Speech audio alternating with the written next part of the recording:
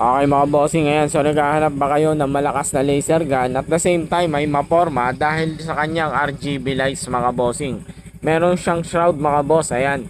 So ang maganda dyan, nag-iiba-iba sequence sa kanyang ilaw pag pinatay mo ang kanyang switch.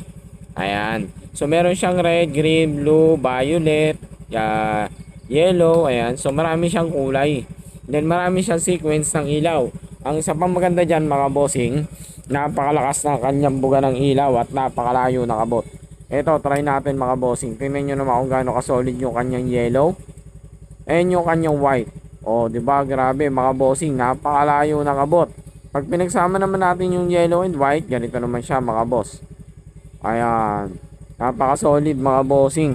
Napakalakas na laser gun mga bossing. At the same time, ay meron na siyang design ng RGB lights na shroud dun sa mismong palibot ng kanya mismong bulb. Ayan.